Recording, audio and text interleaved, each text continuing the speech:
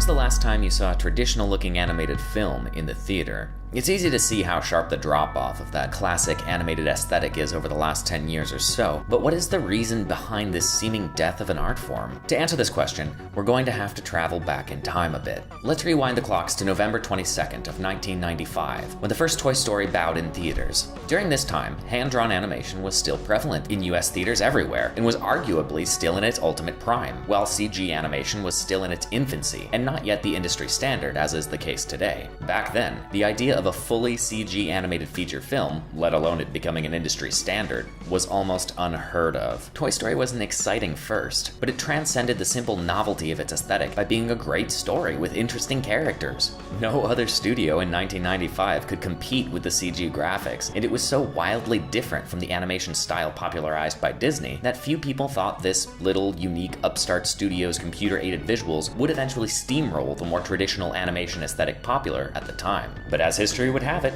even Disney's iron grasp on hand-drawn animation would begin to slowly fade, as the early 2000s saw more of its hand-drawn feature films come up short in the box office. Atlantis, The Lost Empire, Treasure Planet, Brother Bear, and Home on the Range. As the medium of hand-drawn animation began to fall out of favor with each passing year, so did Disney's interest in soldiering on with a medium that was starting to hand them diminishing returns. The feature animation unit of Disney MGM Studios, now known as Disney's Hollywood Studios, in Orlando was shut down in March of 2004. Home on the Range was released the same year and, as with the others, it underperformed at the box office. The so-called death of hand-drawn feature animation didn't happen overnight. Rather, it was gradual. It was one that took place in the span of nearly a decade and a half since Toy Story came out. Eventually, We Can Do That turned into We Can Only Do This, as hand-drawn animation started to disappear from our theater screens. Now, the days when hand-drawn animation was considered commercially viable are long gone, as CG animation and the technology behind it are what drive the industry forward.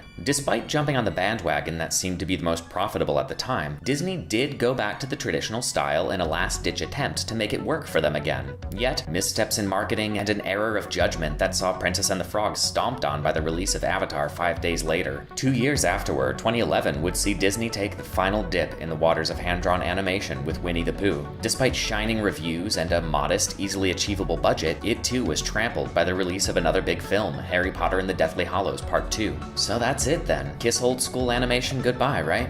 Not entirely. The situation may seem dire, but only from a narrow field of view. If we're talking about wide-release feature films in North America, then yes, traditional-looking animation is nearly non-existent, but that is just a single slice of a global pie. Computer animation may be what audiences see in theaters, but hand-drawn animation hasn't completely disappeared. If you're in the United States, it's understandable that you'd think that hand-drawn movies just aren't around anymore, but that's not entirely true. Studio Ghibli, legendary animation house best known for producing Miyazaki's acclaimed feature films. You probably know them, even if you don't think you know. Kiki's Delivery Service, My Neighbor Totoro, Spirited Away, and tons more, is still hard at work, and so is he, despite his constant claims of retirement. And that's just an example that's managed to cross the pond in a big way. In 2017 alone, the following animated films have come out. Granted, some of them are more mixed media than purists would like, but they all capture an aspect of that nostalgic animation vibe in some sense. Now, this is not a full and complete list of the animated films of 2017,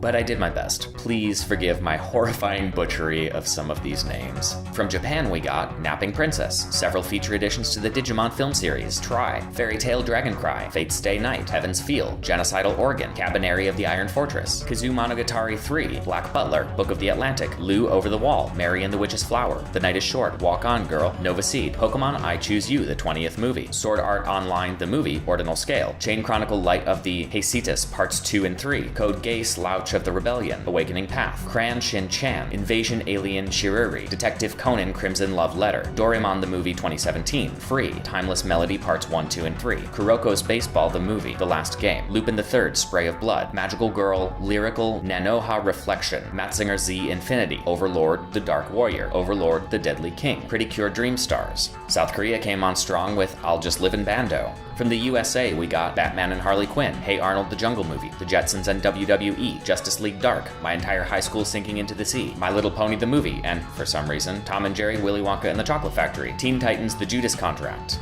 China created the controversial Have a Nice Day. From Ireland, we got The Breadwinner. France brought us The Big Bad Fox and Other Tales, and Mutafukas. India made Hanuman Da Damdar. Iran created Release from Heaven. Hungary brought Tales from the Lakeside. From Colombia, we got Lila's Book. Poland brought us Loving Vincent, Moomins, and the Winter Wonderland.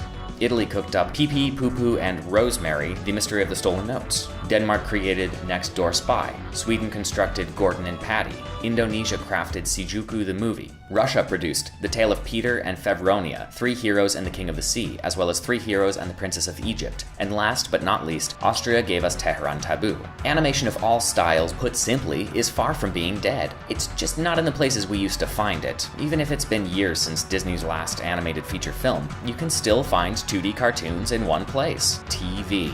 Long-running classic The Simpsons is about as omnipresent and American as apple pie, and new animated shows like Steven Universe enjoy great popularity. But there's another screen in our lives today. I'm looking at it right now, and so are you. Some of today's best animated awesomeness comes to you directly from the internet, through indie web series or YouTube-only music videos, and just because they're not in theaters or backed by the biggest of names doesn't mean they don't kick butt or rack up views in the millions. Then there's the Disney short Paperman, a fond homage to the old-school style that so well captures the look and feel, and, of course, paper, that at first might fool you into thinking no computers were even involved. Though the popular mass-market animated films in cinemas recently have all generally been CG, the artists making them are as sharp as ever. While the methods have changed over the years, using pixels rather than pencils still requires drawing and animation skill. The bottom line is, even if you're making something entirely digitally, there is the craft of animation regarding traditional drawing skills and ways of making things move, says Gary Thomas, Associate Director of the charity Animate Projects. Those are skills required whether you're making a flip book or doing something entirely with CG. Now, this is not to say one technique is better than the other. That is simply not true.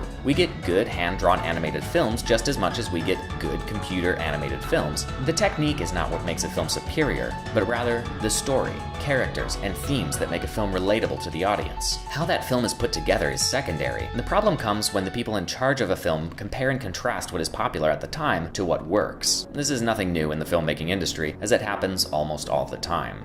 For any animation, you need to be able to draw in the first place. If you can't draw with a pencil in your hand, then you're not going to be able to draw on a computer. It's still drawing. A human being still has to tell a computer how to make a character move, and that's still animation skill. Instead of drawing each frame, animators have to make the character move accurately, and it's a complex experience. Each joint a character would move is manipulated and moved by an animator. Each of these characters has got over 1,000 points of articulation. It's a very skilled job and requires understanding the way different parts of the body move. The computer doesn't really do all the work or fill in the blanks meaningfully, but it's still more like puppeteering in slow motion rather than drawing. Yet they share the same roots. Even in this fast-paced CG studio landscape, fine art skills will never go truly extinct. From character designs to storyboards, animatics, concept sketches, the art of traditional illustration and animation is far from dead. The first steps in making an animated movie are to quickly and roughly sketch out character concepts, backgrounds, color schemes, and scripted scenes to help develop the visual style of the film. An animated film's conceptual team will pore through hundreds of character designs before refining them into the lively characters you see on the screen. It would take these designers far too long to 3D model each of these character concepts. The same is true for environments and scenes dressings. The time and energy it would take to 3D model designs that would most likely be rejected in a matter of seconds, or at the very least heavily modified, would be extremely inefficient. So back to Paperman. More and more we're seeing elements of what we loved about those old animated movies we grew up with, working their way into modern CG animation.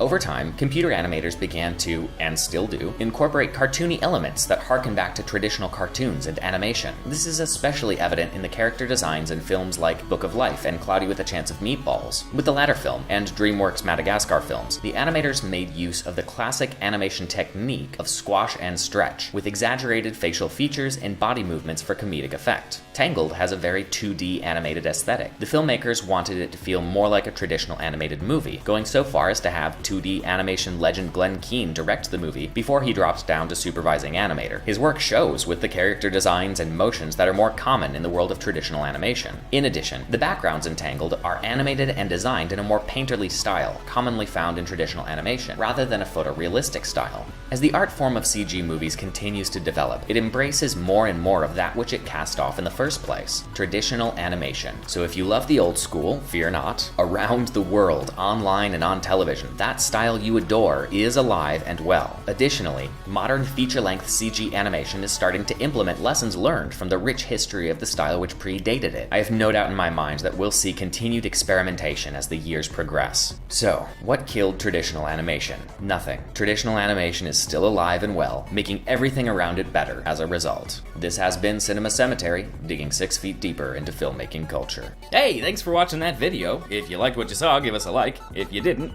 don't. We rotate through a series of shows, so there's always something new for you. We also have 2 stores. There's the Hungry Creature Boutique and the Cool People Cool Store. Also, if you like the music you heard in this episode, check out Fractal Impulse on Facebook and Bandcamp and Instagram, whatever social media, and all that stuff. Yeah, cool. Bye.